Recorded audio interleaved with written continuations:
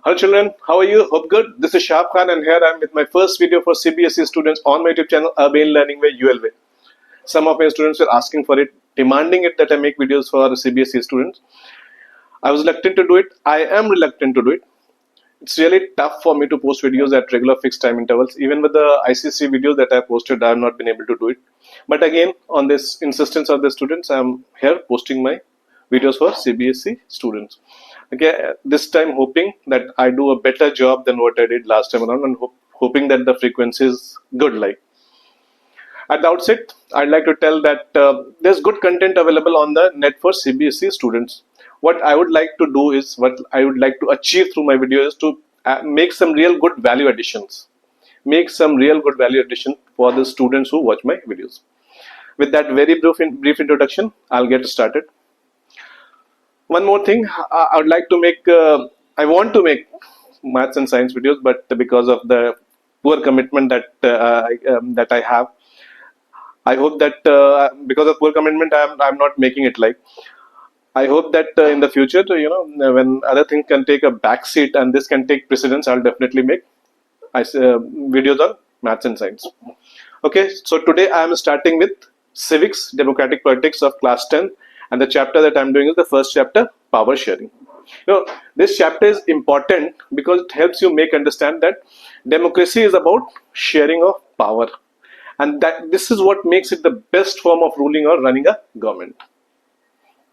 Democracy is of the people, for the people, and by the people only when the different sections of the community of the society have a share in the power of the government.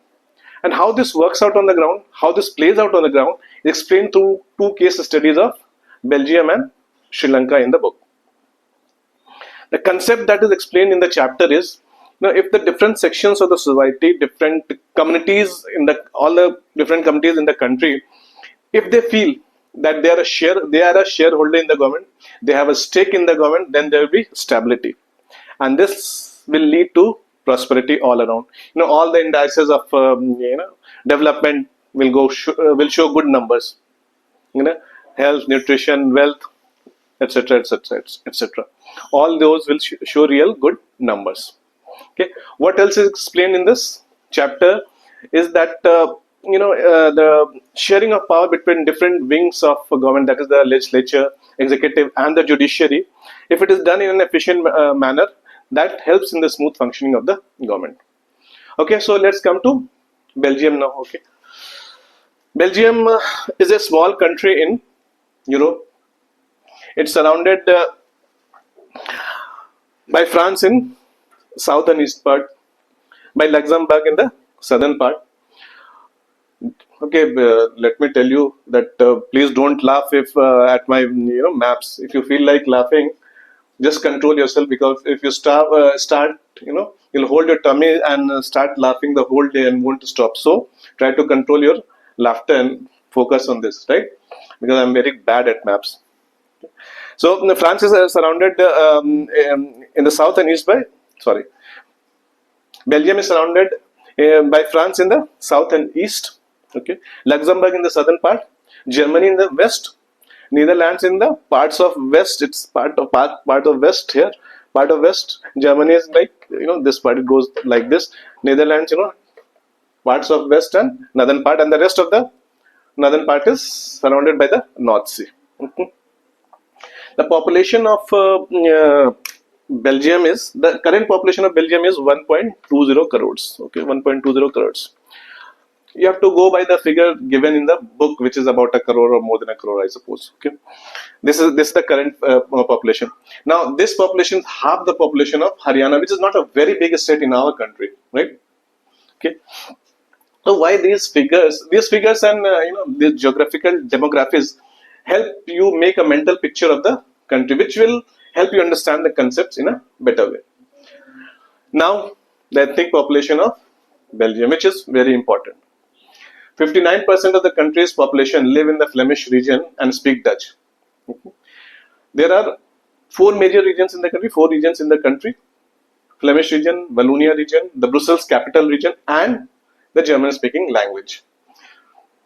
Flemish and Wallonia constitute about 99% of the population and 1% of the population is German speaking people. Then the Brussels region is surrounded by the Dutch speaking population. Brussels region, Brussels capital region, it lies in the Flemish region.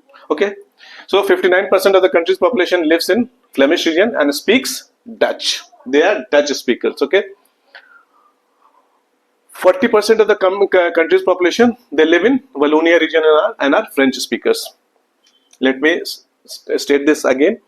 59% of the Dutch population lives in the Flemish region and speaks Dutch.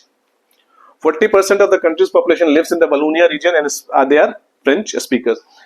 1%, this is the Flemish region. I'm sure you have a very, I'm not sure, I know you have a very good map in your book, so that will help you understand it in a better way. Okay, this is the Flemish region. Okay, this is the Wallonia region. So 59% of the country's population lives in the Flemish region and speaks Dutch. 40% lives in the Wallonia region and they are French speakers. 1% live in this part, that is the area bordering Germany, and they are German speakers. Brussels is typical because it is in the Flemish region, which is basically Dutch dominated, but here within the Brussels capital region, 80% of the population speaks French and 20% speaks Dutch. Okay, historically, the French speaking minority yielded more power and influence, and this was resented by the majority Dutch speaking population. After the World War II, this Flemish identity became a strong political tool, as the Flemish people, they felt that the Dutch speakers, they felt that they were discriminated against by the French dominated government, and this led to widespread discontent. After the World War II,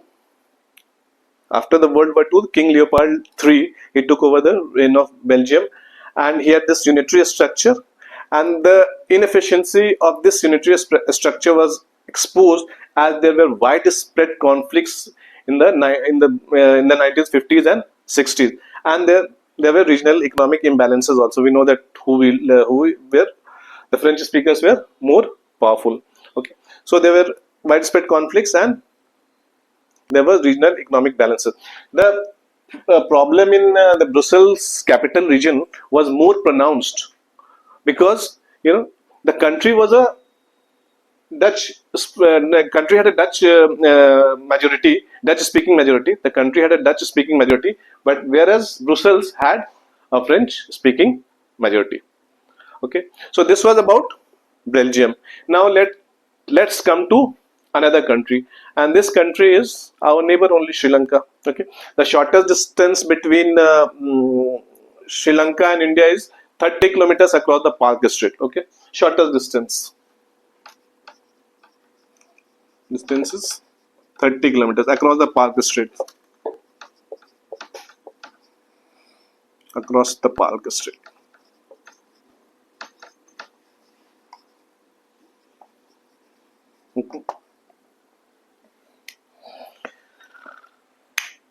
The current population of Sri Lanka is 2.32 crores. Okay, current population 2.32 crores. I am giving you the 2025 figures. Okay, but you have to go by the figure given in the book, which is about more than 2 crores, I suppose. Okay, so that is the current population. This is roughly the same as the population of Haryana. Okay, now this country also has a diverse population. Diverse ethnic identity, people of diverse ethnic identities live in Sri Lanka. There are two major groups, the two major divisions. The first is Sinhala speakers, who constitute 74% of the population, and then there are Tamil speakers who constitute 18% of the population. Now, the native Tamils, the people who are Tamil speakers and are native to Sri Lanka, they constitute about 13% of the population, which is 72% of the total Tamil speaking 72% of the total Tamil speaking population, and the rest are Indian Tamils. Okay. Now, this is the area. Sri Lankan Tamils, they live in the north and eastern part of the country. This is the area. Sri Lankan Tamils live in the north and east part of the country, and the rest of the country is occupied by Sinhalese speaking population.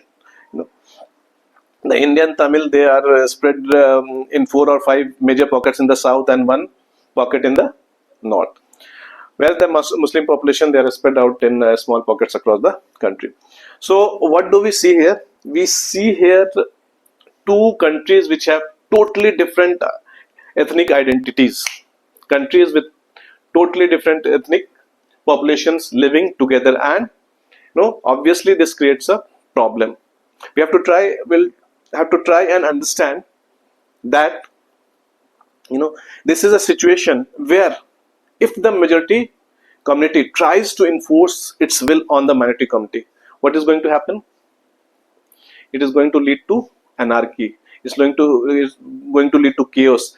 It's going to lead to discontent, more importantly, and there will be separatist demand for separate states, and this will hamper the unity and integrity of the country, right? But what actually happens on the ground, we'll see in the next video. So that's it, children, for today. I hope you have understood the things well. If you have any doubts, you can post it in the comment section. Keep watching, keep liking, and keep subscribing to my channel. Thank you for watching the video.